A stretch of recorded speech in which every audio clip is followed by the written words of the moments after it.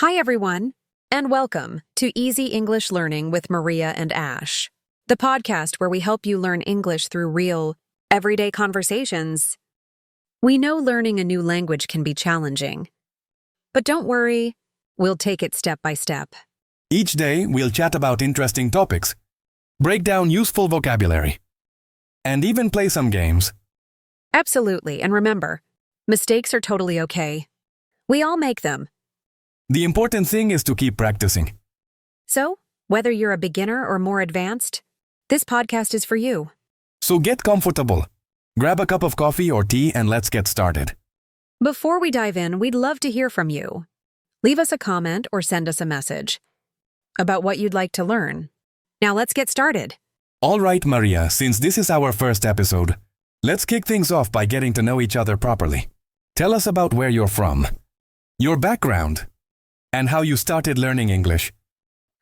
Okay. Well, I was born and raised in São Paulo, Brazil, a huge, busy city full of life. Portuguese is my first language, but I've always been obsessed with English. When I was a kid, I'd listen to Backstreet Boys and Spice Girls on repeat, trying to sing along even though I had no idea what I Want It That Way meant. Classic. I love that. So was music your first exposure to English? Yes! And then I discovered TV shows.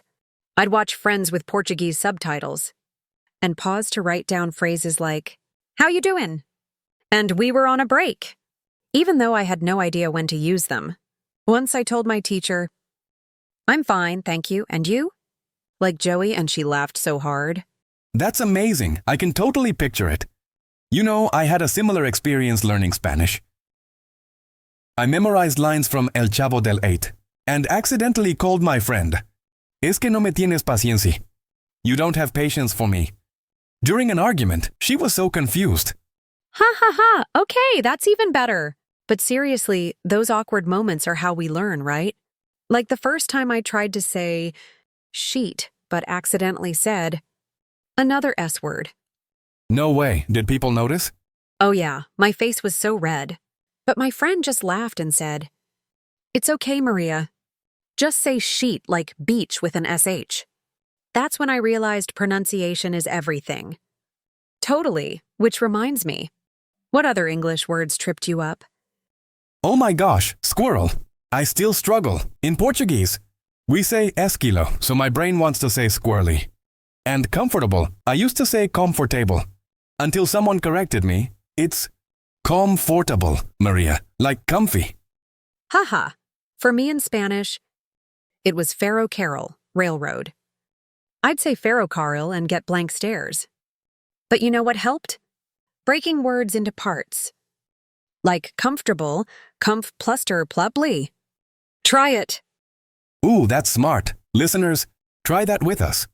Comf, tur, blue, comfortable. See? Magic.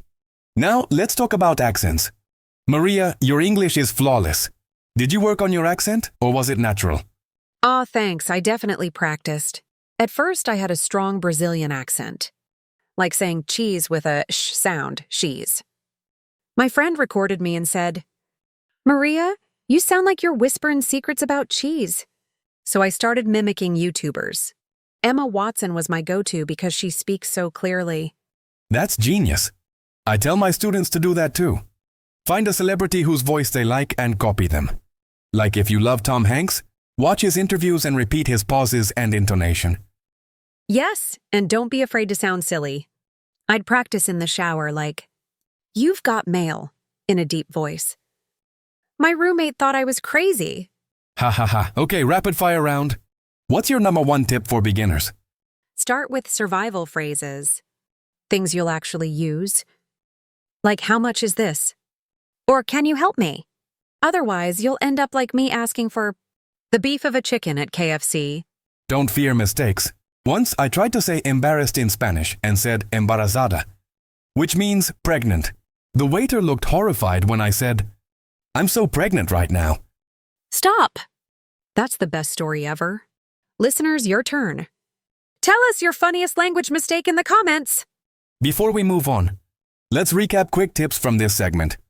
Use media you love, music, shows, to learn naturally. Break tricky words into parts, comfortably. Shadow native speakers, copy their rhythm and tone. Embrace mistakes, they make the best stories. And remember, we're all learning. Even Ash still says supposedly sometimes. Hey, okay, it's true. All right, let's dive into vocabulary. Now let's dive into some useful phrases. From our conversation. Ash, remember when you said, forcing myself to speak? That's a great phrase for learners. Yes, force yourself means pushing yourself to do something difficult. For example, I forced myself to wake up early. Or she forced herself to try new foods. Another one was shadowing. Ash explained it as repeating sentences like an echo. You can say, I'm shadowing native speakers to improve my accent. Let's pick a few more. How about cringe? Maria said recording herself was cringe. That means embarrassing or awkward in a funny way. Exactly, like, my old photos are so cringe. Now let's practice these in sentences. Repeat after us. I force myself to practice English every day. I force myself to practice English every day.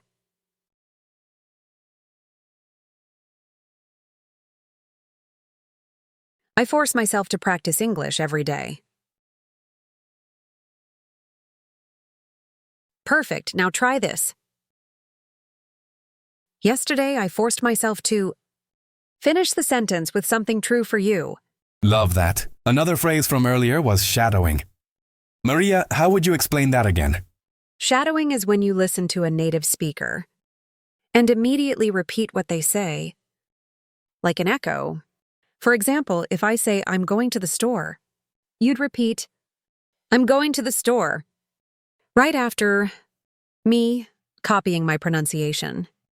Exactly, let's practice. Listeners, repeat after Maria. The weather is beautiful today. The weather is beautiful today. I need to buy some groceries. I need to buy some groceries. Awesome. Now try shadowing this conversation snippet. What are your plans for the weekend? What are your plans for the weekend? I might go hiking if the weather's nice. I might go hiking if the weather's nice. Oh, nice. Where were you thinking of going? Oh, nice. Where were you thinking of going? Oh, nice. Where were you thinking of going? Maybe Bear Mountain? I heard the entrails are gorgeous this time of year.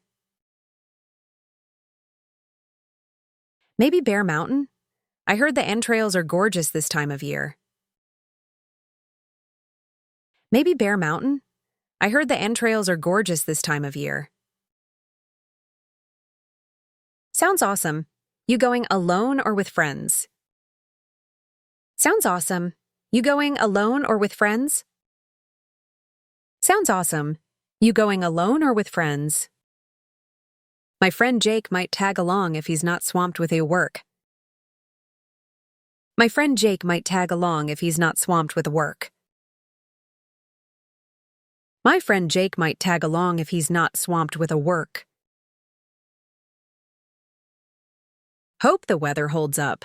The forecast said scattered here showers.